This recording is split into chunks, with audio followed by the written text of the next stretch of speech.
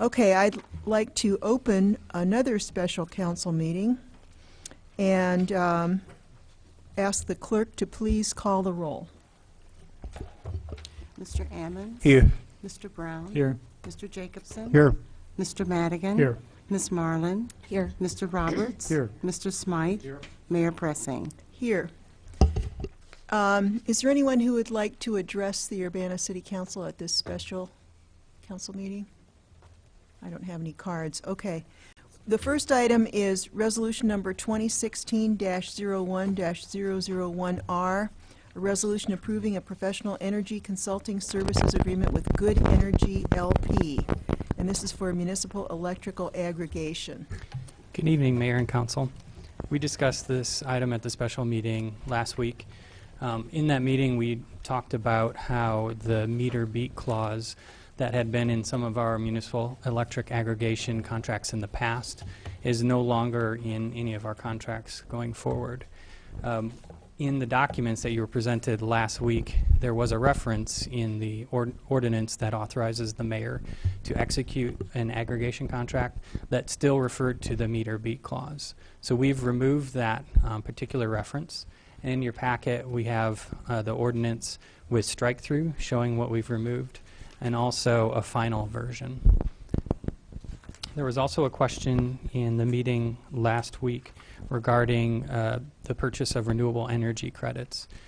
Councilor Brown had asked if we could have a program whereby individuals would choose to or opt into the purchase of renewable energy credits rather than bringing the renewable energy credits into the cost per kilowatt that all participants in aggregation pay. And that is possible in a certain sense. Our consultant and other companies all provide sales of renewable energy credits. Folks can choose to buy them at any time and in any quantity that they like, but it would not be feasible to have an individual or opted in purchase of renewable energy credits as part of the per kilowatt price. The options that we have in this large buying group that we're participating in are 0 renewable energy credits, 50%, or 100%. If there's any specific questions on that, I'll take them now. We also have a speaker on aggregation tonight. Bill Brown. Yeah, thanks. I also asked about, there was a, in the, what was it, the services, services agreement, item A7 about the fees for the city having to be equal to but not greater than the rate negotiated for Good Energy. Did you get a chance to check on that and see what that was about? Yes. The current contract would specify 75 rather than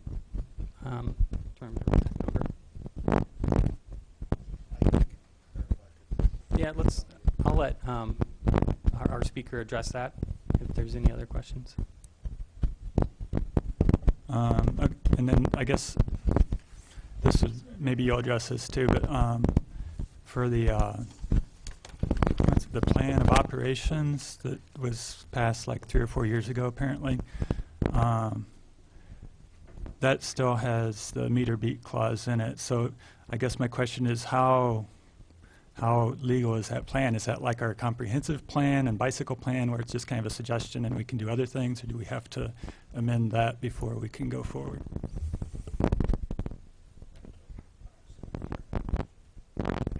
Any other questions? We'll have the guests address that one as well. Okay, I'll go ahead and introduce Tom Lay. He's our consultant with Good Energy. They provide a number of services for our municipal electric aggregation program.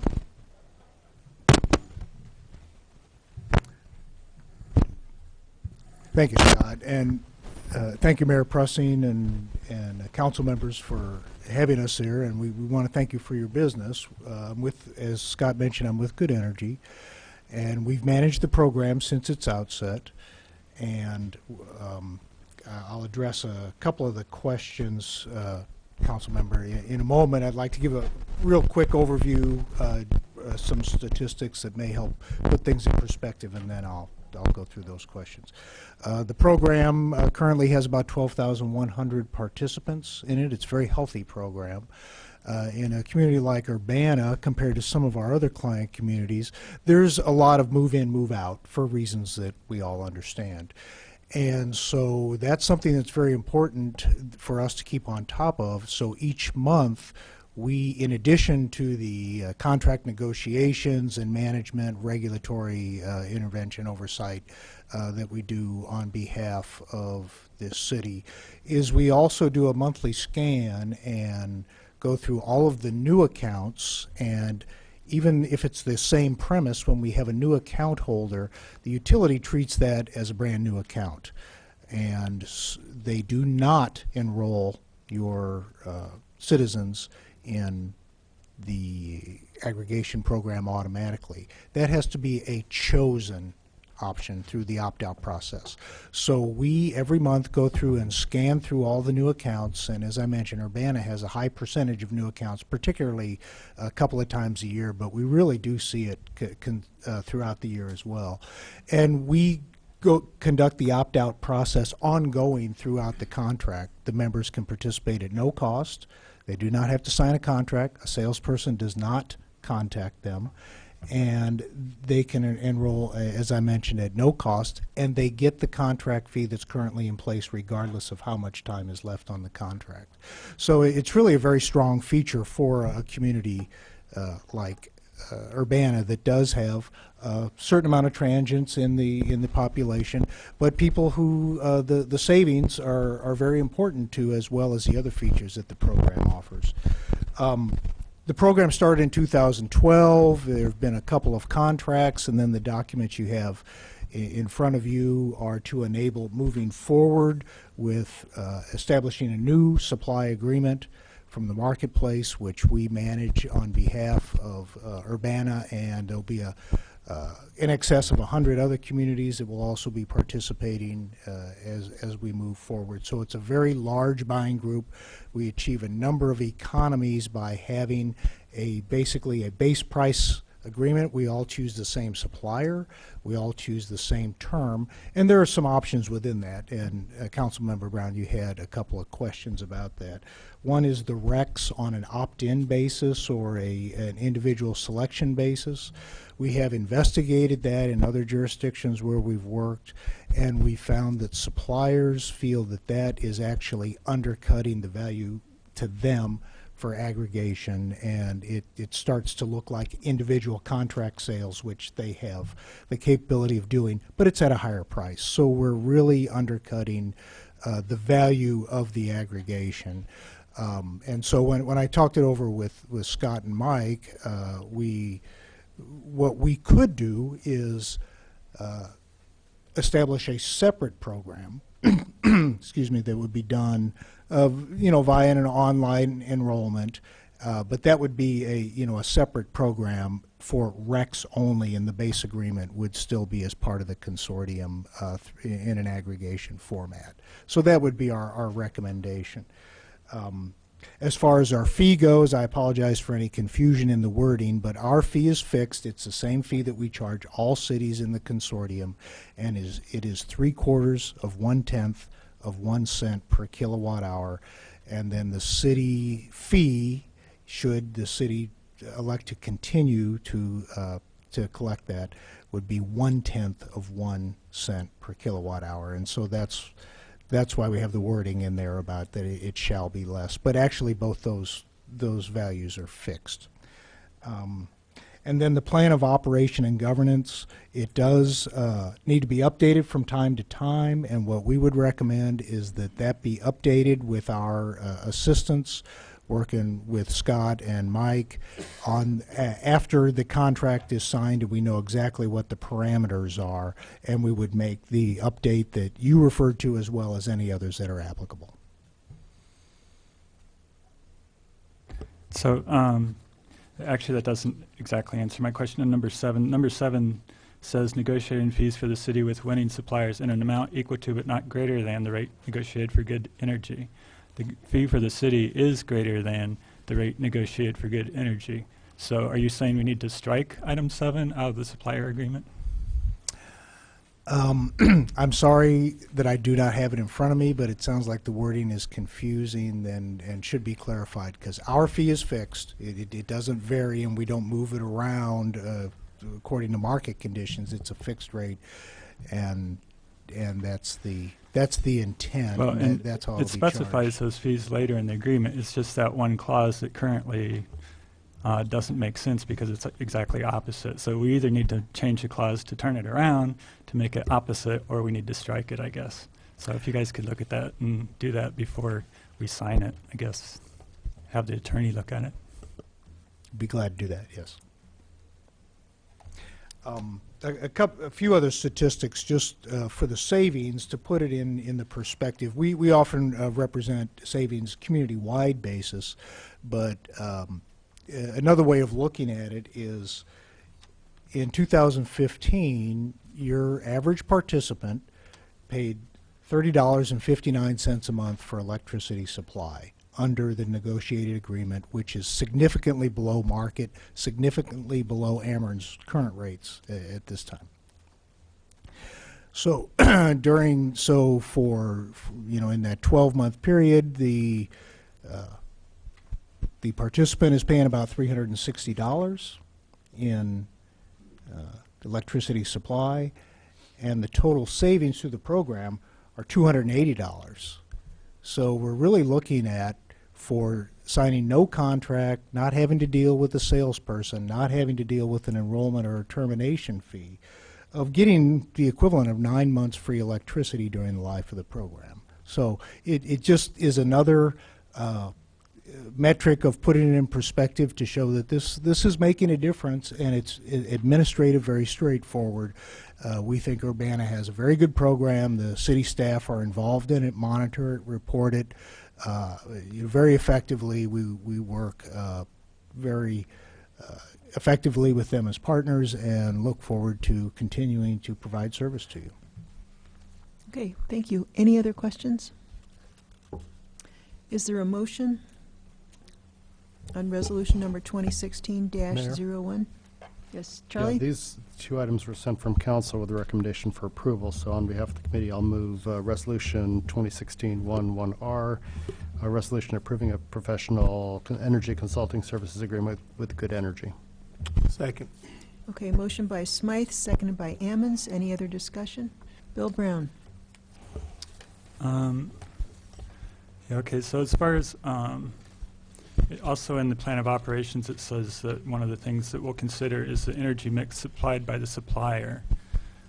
Now, could you explain if that's the same as what this energy mix that's actually delivered by Ameren is? I know it's really confusing, all these different mixes and RECs and stuff, but the energy mix delivered by Ameren, I think, is different than what the energy mix would be delivered by the supplier. Is that right? Each supplier, and the utility is also a supplier for those that are on electricity supply, is the report that you're holding up there is an annual requirement that the state of Illinois has. It's in the regulations. So different suppliers are going to have different mixes in their supply, and they're complying with the state requirement with that report.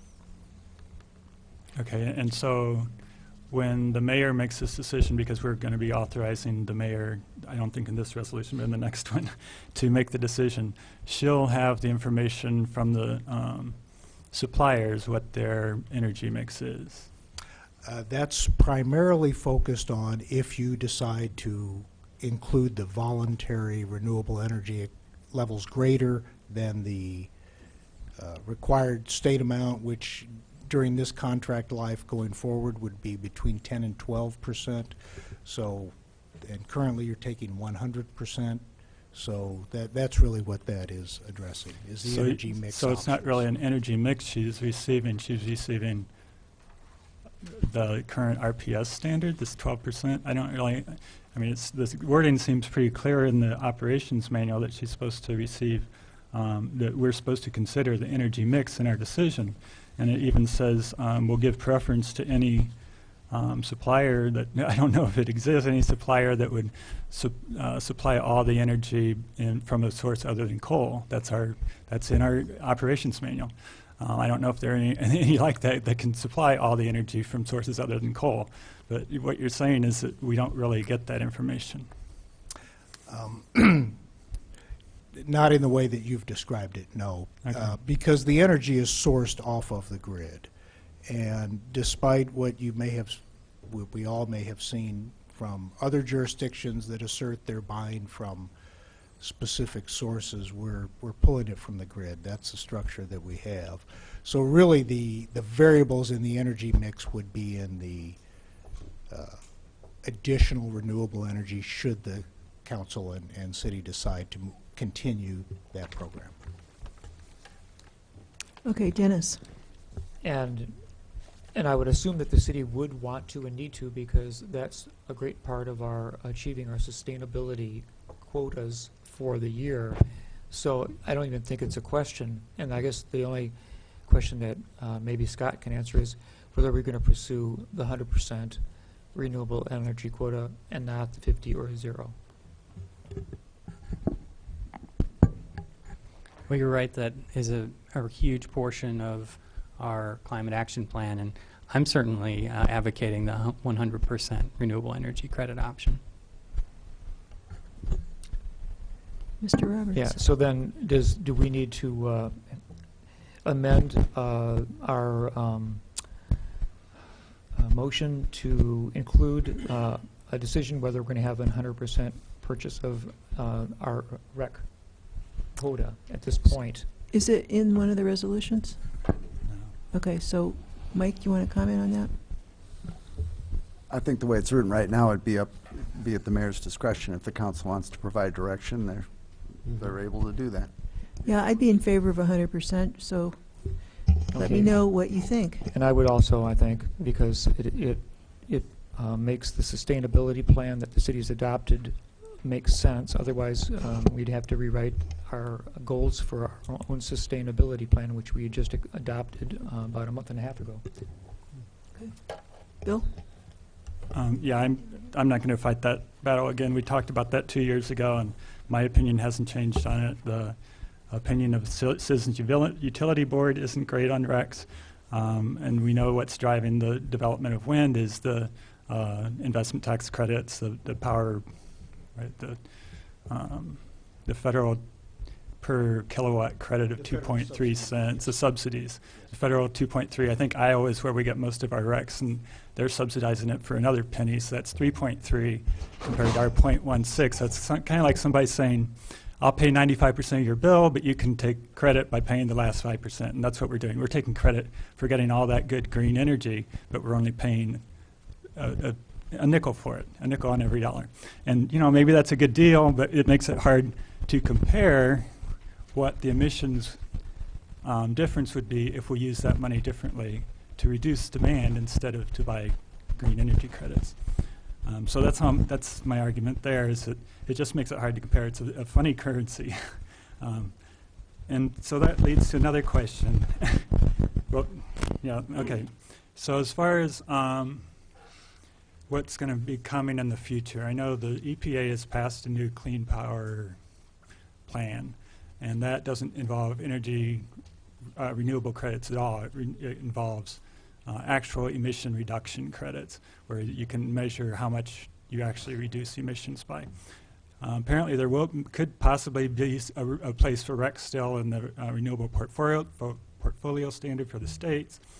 And not all RECs are the same as these voluntary RECs we buy on wind energy. Some of them actually pay upfront for solar installations locally, and there's been there's been a plan proposed every year in the Illinois legislature to fix our broken RPS, our renewable portfolio standard. So far nothing's passed, but apparently with this new EPA plan, there will probably be another effort to try to coordinate our state RPS with the EPA plan. So I guess if we're depending on this REC purchase to meet our sustainability goals, I think we need to start thinking in the future about how we're going to meet those in the future, because we've only been doing this for, 3 years, and all of a sudden we went from practically zero emissions reductions to, what, 50% compliance because we could buy RECs. So now we have to start thinking maybe it's going to change in the next 5 years. So, this isn't a permanent solution. It's something to kind of keep in mind. But before, and I know Eric will probably want to respond to that. But Great. Yeah, I'll repeat my argument from 2 years ago, yeah. well, and I understand the economic argument. The other economic argument is that, sure, you might increase wind power some, and there's no doubt that wind power has been increased dramatically over 10 or 15 years, but not by RECs. It's by the production tax credit and by the other tax credits from the states. And the U.S. is spending more than $30 billion over the next 10 years, and it's great. We need that.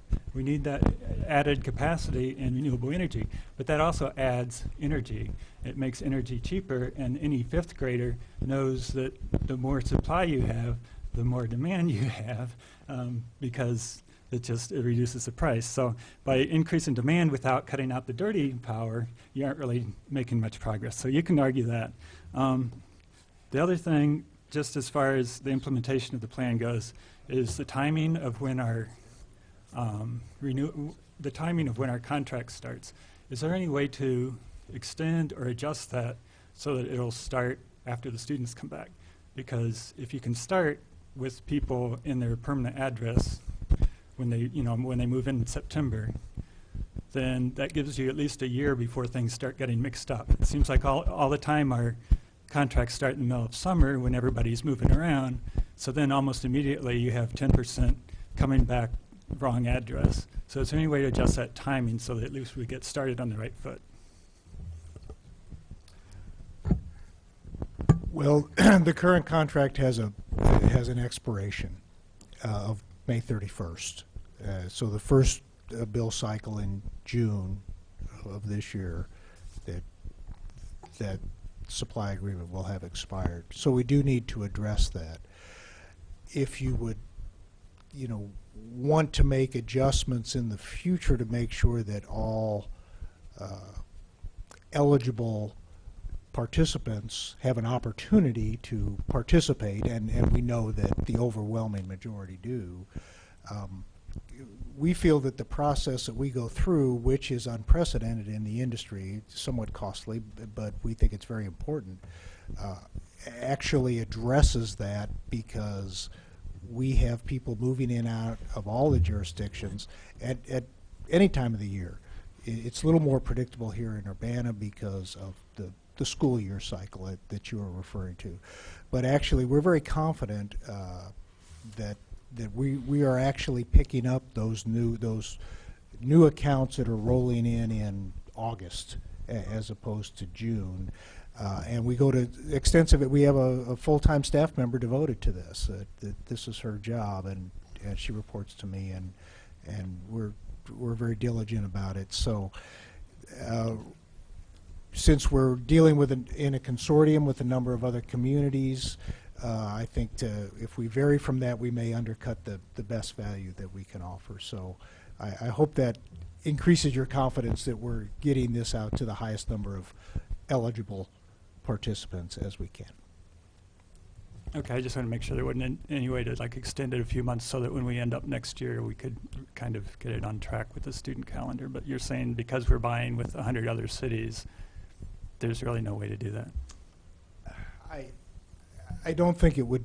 I don't think it would be there's a way to do it. Yes, more. I wouldn't say no. There's no way to do it. I don't think it would be effective, and I don't know.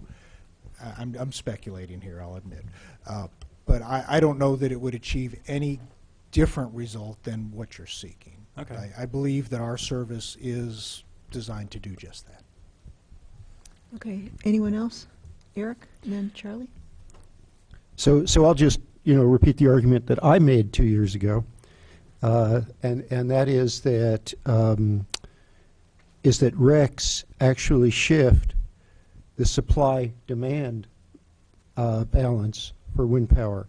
Now, as Bill pointed out, it's at this point a small amount compared to the federal subsidy.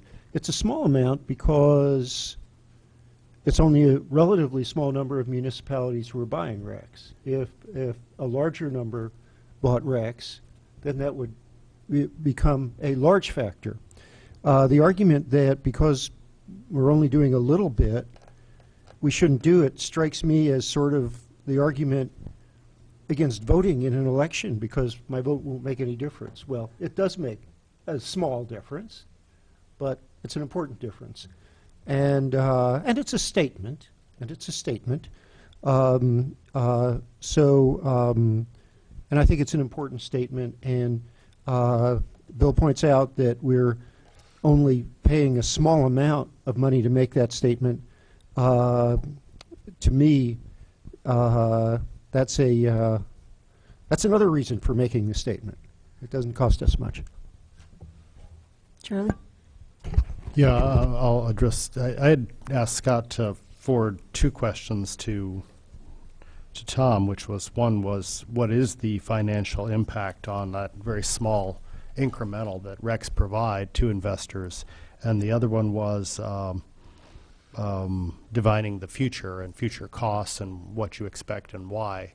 So those were the two questions I have. I guess one perspective I have on RECs is that it's federal money, it's federal tax credits that are being used. Our taxpayers pay into that federal tax return, so we should get a cut. And to me, RECs is a bit of a cut. So our taxpayers have helped subsidize wind farms, even if they are in Iowa. If it's RECs that get us that benefit, I think that's worth it. But I'll let Tom address that. Well, as far as the crystal ball on forward price of renewable energy credits, they are higher per unit than what we've experienced in previous contracts, and that is largely a result of supply and demand. There are fewer available out there because they've been purchased up.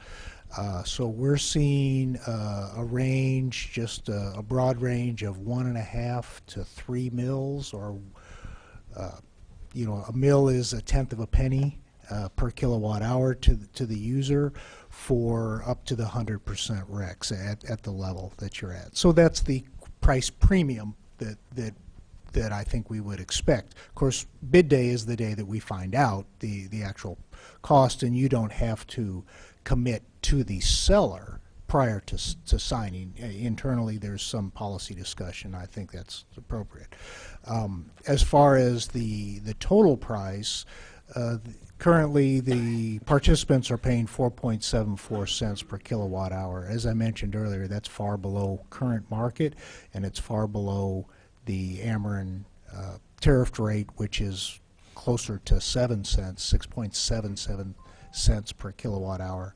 And so what we're looking at here is probably a price in and around the 6+ cent range. And we're also recommending, for the reason that Councilmember Brown mentioned, we do have a looming EPA Clean Power Plan, which is designed to reduce the output or eliminate the output of the dirtiest fossil producing plants, which are coal plants. Our region, the Midwest region, is disproportionately powered by those. Despite Exelon's many nukes in the state, our region, Midwest, and prices are set on a regional basis, still are disproportionately served by old coal plants, because we're still in essence in the Rust Belt, particularly in southern Illinois.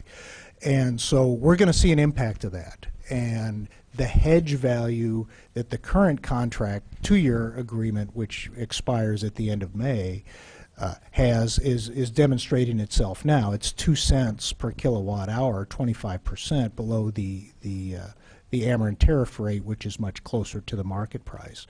We think that the implementation of the EPA's Clean Power Plan, which the final rules are yet to be written. They won't be announced until June, and then there's a 1 to 2 year implementation period. But we think that could be a potential step change in forward prices, and the lower prices that we're enjoying now will not continue, and that's why we're recommending a 3-year term for our communities going forward. I've talked this over with staff, and they've done some independent research and may have reported to you on it. But we think establishing a 3-year hedge is going to be very prudent, and we expect to see a return of volatility in electricity prices with all the moving parts that have been mentioned here. We're really still coming out of recession-based pricing because we lost a lot of demand on the commercial and industrial side through the recession. We're seeing that recover now. They can horizontally drill as much shale gas as they can, which is the current policy. But when there's fewer plants producing it, the price is going to go up. So that would be our recommendation. I hope that addresses you. Well, so you basically expect future prices to go up. Are you expect them to double in 10 years, or are there any, are you projecting anything in particular in your models? For market pricing, we really don't. You're getting into fundamentals there, which is more of a Rand Corporation type thing. We're really looking at market prices 3 to 4 years. My personal feeling from the analysis that I've done is I think over the next 3 to 4 years we're going to see the prices will bounce around. They are market prices, but we do believe that we'll see continual price rise. A doubling of the price, I think would be beyond probably what I would estimate, but I think our current environment of the low, particularly electricity prices. Let's face it, most of the generating plants that we see that are, and I have a list and have worked with most of the generators over my career. Most of them were built in the 60s and 70s, and they are already beyond their initial planned life, and more stringent emission regulations, which are going to take effect, barring any Supreme Court action. We are going to have a dramatic increase effect over, we believe, a 3-year period. Yeah, part of the reason I asked this is because of the solar Urbana-Champaign program, and I think there are certain assumptions in there about energy prices increasing. And so maybe Scott, I don't know, we got into a little bit one night, but we didn't get into the technicals of how fast their model predicts energy prices to increase. They're basing their analysis on a 3 to 4% annual average price rise. That's over the course of 20 or 25 years. So I think the high end is 4 in the industry. The high end is 4%, and the low end is 1% that folks are doing planning for. Or Tom, do you think that's within the ballpark then? Between 1 and 4%? On an annual basis over 25 years, yeah, that doesn't seem beyond the realm. That seems believable. But the only thing I'll add to that is that the markets don't behave that way. Those are long-term projections which are illustrated pretty much as straight lines. But markets we know go up and down for supply-demand reasons, political reasons, and regulatory reasons. And we believe that this next 3 to 4 years is going to represent a step change, not a predictable march toward that. But overall, yes, rising electricity prices. I think we'll look back on this era in the future, or our children will, and we'll say, how could you have been buying it for 4 to 5 cents a kilowatt hour? So. I think hedging against that, the utility does not do that. The utility passes through its costs. Ameren's in the current contract that the city is in now, Ameren has increased or changed its rates and increased its rates 5 times. So that's another value is in addition to the savings and the renewable attributes, should you continue that, it's the stability of the price seasonally and over multi-year periods. Aaron? So, Tim? Tom, thank you. I'm going to continue sort of in the vein here with Alderman Brown. So I certainly appreciate the savings and all that type of stuff. I'm wondering about your the company. How large is the company? The company I work for? Yes. We have 47 employees, I believe. Is that just in Illinois, No, that's nationwide. nationwide? And from a corporate governance standpoint, I see the importance of environment, social, as well as governmental structure and stuff like that. How diverse is your organization, is your company, your corporation? Well, we're headquartered in New York. I can tell you it's quite diverse. Kind of reflects the environment, the business environment in New York, which I consider to be much more diverse than a business environment here, where I've spent all of my career.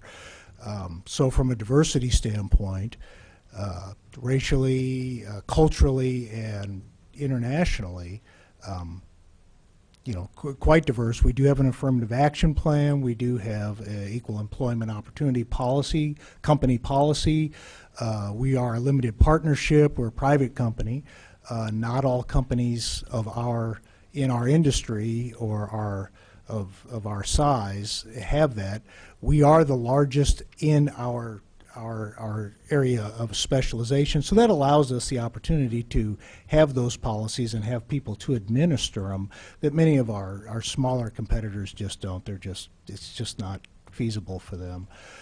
We work in New Jersey, we work in Massachusetts, we work in New York, we work in Texas, and we work in California, and all of those jurisdictions place a very high value, particularly the very urbanized areas, place a very high value on diversity and equal employment opportunity and access, and we've thrived there. So I think that So you reflects guys our have policies. offices all over the country, right? We have several offices, yes.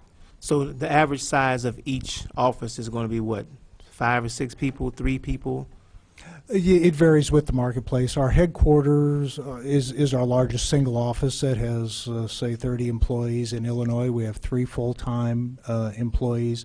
In Texas, I believe we have 7. Connecticut, some other jurisdictions, we have offices that just have 1 or 2. So basically, anyone who's working for you guys' office is, to some degree, a decision-making person. You know, you don't have. I run into a lot of organizations that I talk to, and they say, yes, we have great diversity, but all the diversity are the secretaries and the janitors and things like that, are the decision-making individuals who are people of color or women. You know, that type of thing is what I'm asking you. Well, a key position in our company is the Director of Structuring and Analytics. It's a highly technical job. Jean is black, African American. He comes originally from Cameroon. He's in New York, and he's one of my peers. He's a director. That's, to name one. I mean, we have a number of other, black employees. We have a lot of women, female employees. I'd appreciate whenever, if you have a breakdown of those percentages and stuff like that, I like to see it. It's one of the things that's extremely important to me as I try to discuss these things or have them open forum with all the organizations or companies that come before us to try to ask about the diversity plan, the corporate governance, who's in positions of power to actually make decisions, and having access to living wage jobs, all those different things. I'm concerned with the environment, social justice, all those different things are extremely important to me to see exactly where the company is going and how focused they are on those particular things. I actually think it increases the bottom line. I have a lot of articles and stuff that I've read that show the more diverse the organization or the company is, the stronger it is, it increases the actual bottom line and the profits for the organization. So I thank you for your answers, and I look forward to any of the numbers that you have on the diversity. Okay, be glad to provide that. Okay, we have, okay, Bill Brown. Yeah, thanks a lot for supplying all this information. Just to give you a little background, because I think this is a really important issue. And to go down the line, Eric's wife used to be a state representative. Aaron's wife is currently a state representative. Mike is thinking about becoming a state senator. We have our doubts. The mayor is a former state senator. Eric State ran for state representative. Eric ran for national house rep. And we're all just really interested because this is one of those issues that combine federal, state, local incentives and direction, and to do something that we all want is to, reduce emissions and get cheap energy doing it. I believe that. So just a couple other things. The Clean Energy Incentive Program, which is part of the Clean Power Plan, I guess could potentially include some environmental justice incentives and stuff like that. And as you guys are thinking about how you're going to incentivize more green power and municipal election, if there's other things you can work into your offerings that would include some kind of incentives for environmental justice and solar power for low-income neighborhoods, things like that, those things I think would be really attractive to communities like ours. And then, so one final question on the recs, and I'll leave it alone. Would it be possible, just for the sake of transparency, which is what the Citizens Utility Board is all about, they say we have to, that we should be sure to include what our fees are, which we are. But the other thing that would help would be if we could actually include on that municipal aggregation report the actual price paid for the recs. Does anybody share that? Because we know what we're adding to the kilowatt hours, but we really don't know how much our supplier paid for the recs. Is that something they share or not?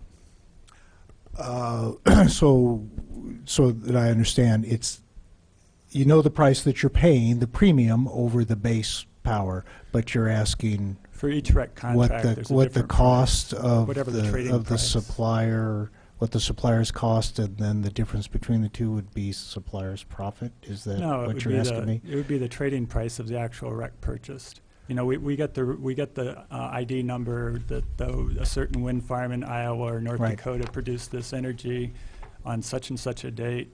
Somebody bought that ID number just like you buy a stock certificate. Yes.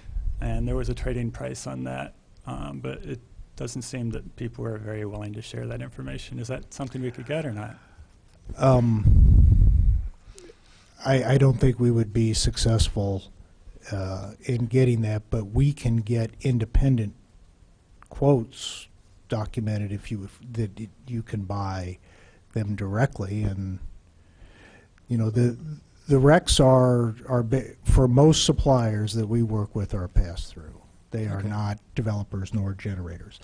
Now, some of them, I will say though, do have affiliates that are in that business. It's a mixed bag, and my experience in the industry, I appreciate your interest, and that's why I'm saying maybe we can pull some independent market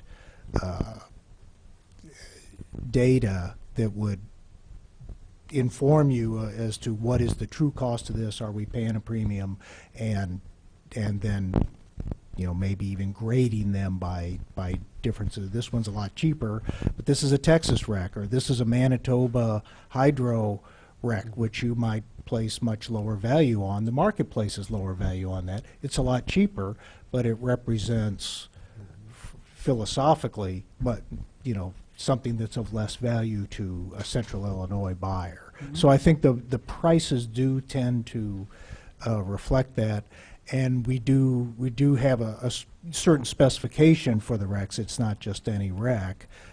Some communities want what are commonly referred to as junk recs, and those are generally coming from Texas and Canada, where regionally you probably don't have the same impact of improving the air quality that we're trying to achieve here. So we have a narrower definition of recs, but not so narrow that it makes it unattractive to achieve savings. Okay, thank you. Okay, we have a resolution, motion by Smythe, seconded by Ammons. Would the clerk please call the roll? Mr. Ammons? Yes. Mr. Brown? Yes. Mr. Jacobson? Yes. Mr. Madigan? Yes. Ms. Marlin? Yes. Mr. Roberts? Yes. Mr. Swain? Yes.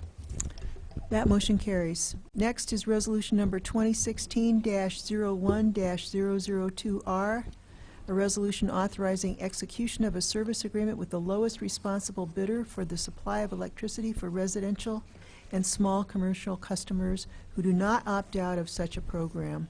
So moved. Second. Motion by Smythe, seconded by Marlin. Any discussion? Would the clerk please call the roll? Mr. Ammons? Yes. Mr. Brown? Yes. Mr. Jacobson? Yes. Mr. Madigan? Yes. Ms. Marlin? Yes. Mr. Roberts? Yes. Mr. Smythe? Yes. That motion carries.